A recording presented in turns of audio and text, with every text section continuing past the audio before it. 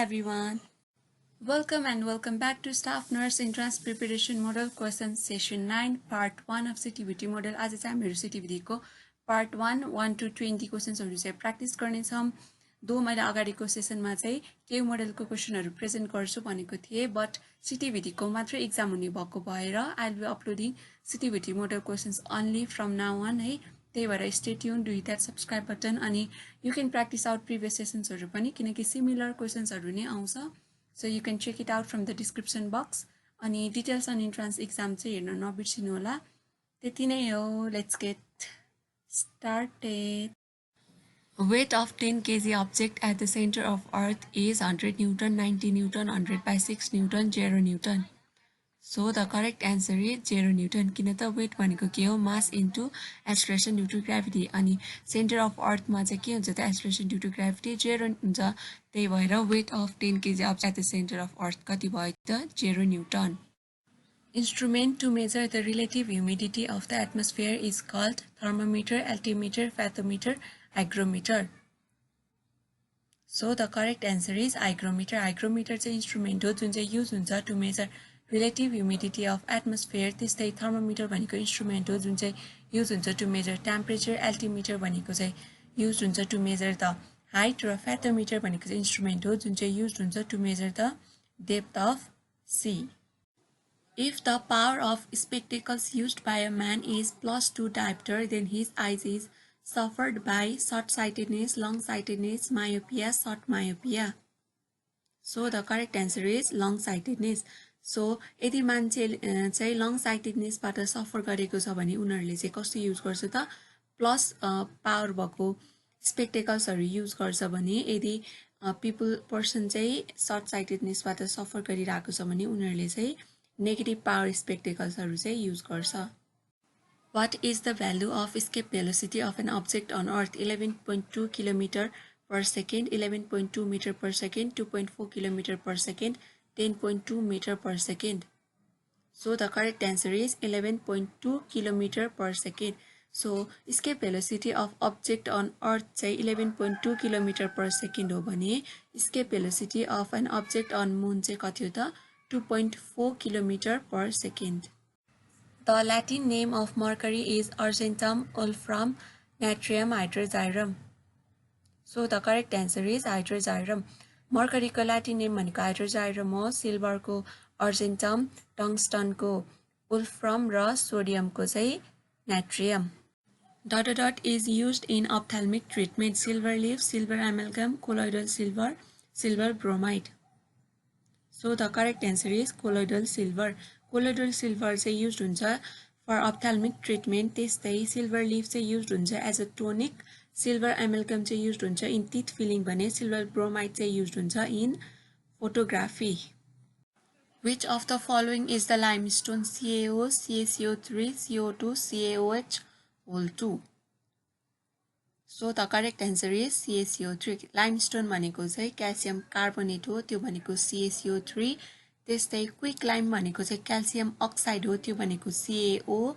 अनि carbon dioxide भनेको चाहिँ CO2 भने स्लेक्ट लाइम भनेको चाहिँ क्याल्सियम हाइड्रोक्साइड हो, त्यो भनेको CaOH2. Temporary hardness of water is due to the presence of bicarbonate of calcium chloride, magnesium sulfate, bicarbonate of calcium and magnesium, sulfate and chlorides of calcium and magnesium. So the correct answer is bicarbonates of calcium and magnesium.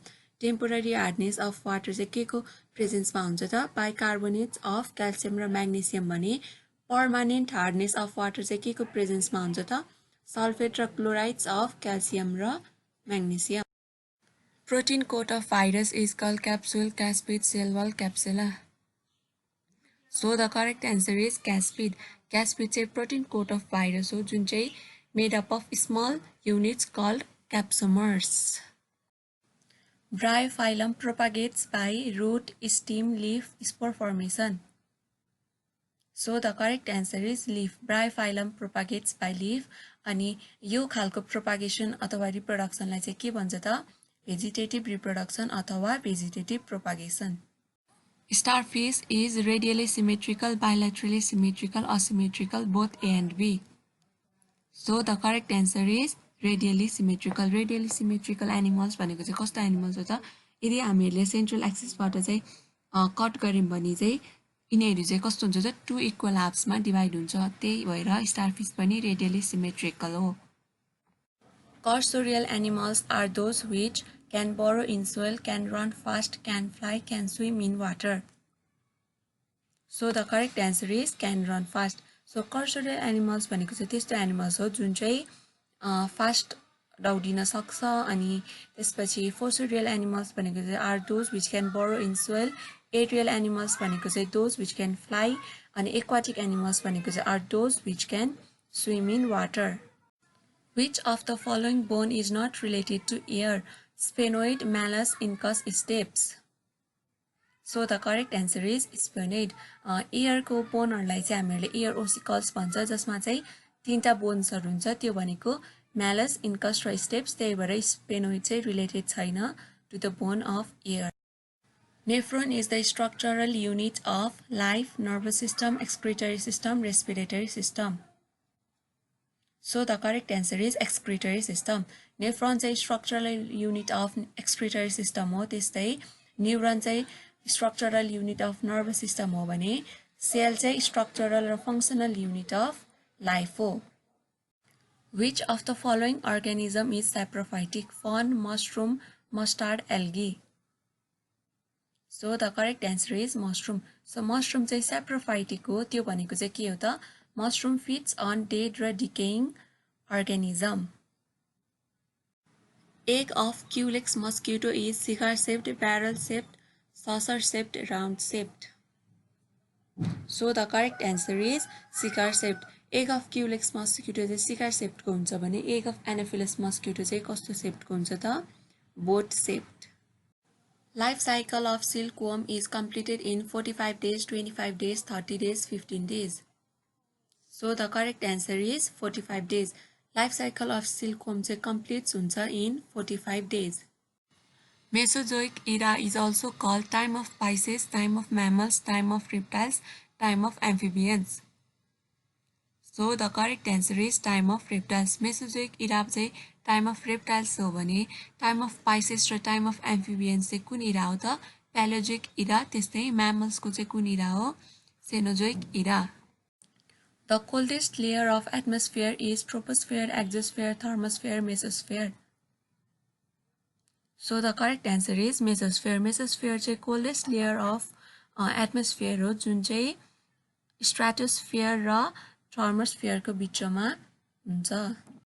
Ozone layer is important for living organism because of blocking of heat, reducing pollution, blocking of UV rays, greenhouse effect. So the correct answer is blocking of UV rays. Ozone layer ले चाहिँ protect गर्छ हामीहरुलाई from severe burn by absorbing ultraviolet rays from the sun. That's it for today's session. We practiced 20 sets of questions of CTBT model. Next 20 sets of questions will be uploaded on Thursday. So stay tuned with that subscribe button. And you can watch other sessions also. यो चाहिँ helpful हुन्छ किनकि similar questions हरु नै आउँछ. So stay tuned and I'll see you in upcoming videos. Bye bye.